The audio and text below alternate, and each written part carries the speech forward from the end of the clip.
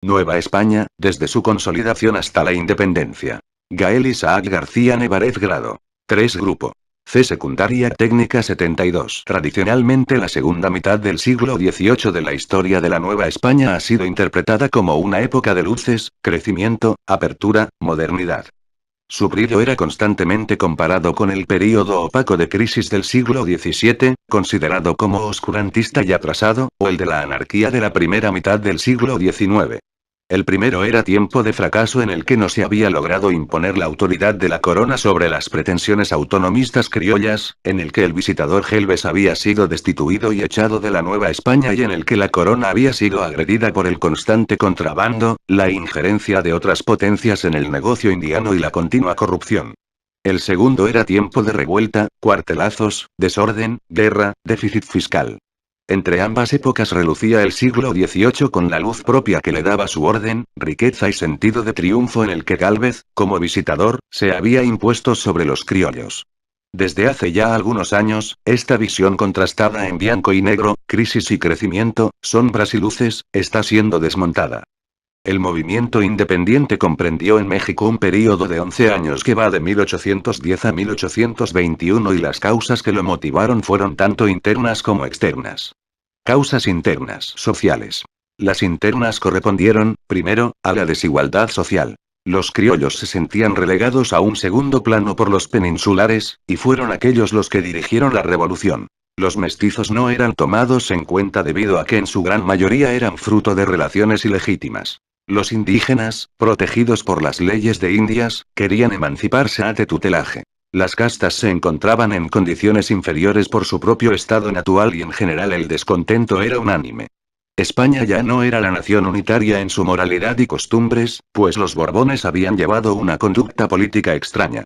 Económicas. España había considerado siempre a América como parte de ella misma, y por ende había dejado en pie un sistema de monopolios, estancos y barreras que tendían a impedir el libre comercio exterior. Los impuestos eran muy elevados y España estaba en decadencia. El movimiento independiente comprendió en México un período de 11 años que va de 1810 a 1821 y las causas que lo motivaron fueron tanto internas como externas.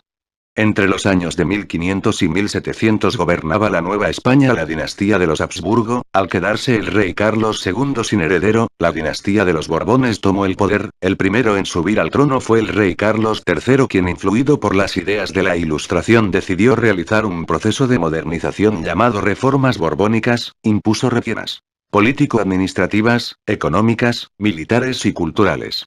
Reformas político-administrativas. Modificación de la división política, el reino se iba a administrar en intendencias dirigidas por un intendente, encargado de fomentar la guerra, economía y la justicia. Reformas administrativas, económicas. Actualizar el funcionamiento de la Real Hacienda, administrar quienes serían los encargados de cobrar y recolectar los tributos. Reformas militares. Al principio la Nueva España no tenía ejército, por lo que decidieron formar uno. Primero todos los jóvenes y adultos tenían que formar parte obligatoriamente, después se dieron cuenta de que no seguían las reglas y no eran disciplinados, por lo que se deshizo rápidamente. Posteriormente se les dieron privilegios como pagar menos impuestos y resolver todo tipo de problemas en la corte. Así fue la única forma en la que se unieron libremente y realizaron satisfactoriamente sus obligaciones y labores. Reformas culturales. Mejorar la educación y que se les impartiera a todos los niños y jóvenes.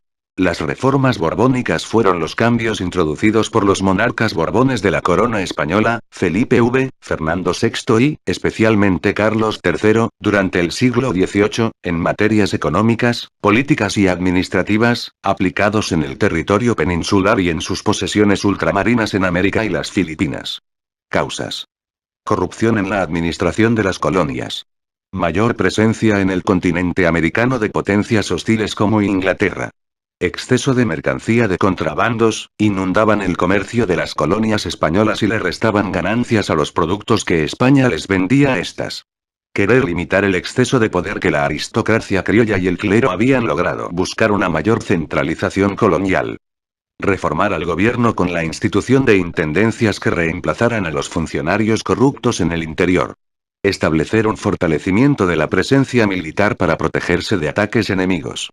Limitar el poder eclesiástico por medio de los ataques a la propiedad y los privilegios de la Iglesia.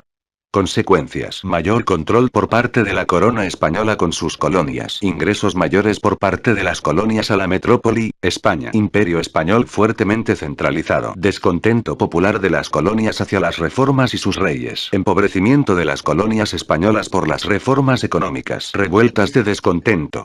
Disminución del desarrollo industrial de las colonias.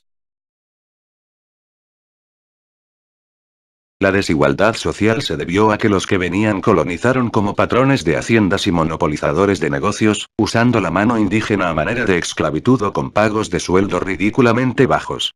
Los blancos o extranjeros tenían el dominio económico y de las leyes que implantaron, las cuales no beneficiaban a la clase indígena. Por lo tanto, se manifestaba en clase rica, colonizadores, clase media, mestizos generalmente hijos de indio con española o viceversa, o de criollos, hijos de españoles nacidos en la nueva tierra. Los indios pasaron a ser la clase pobre y explotada.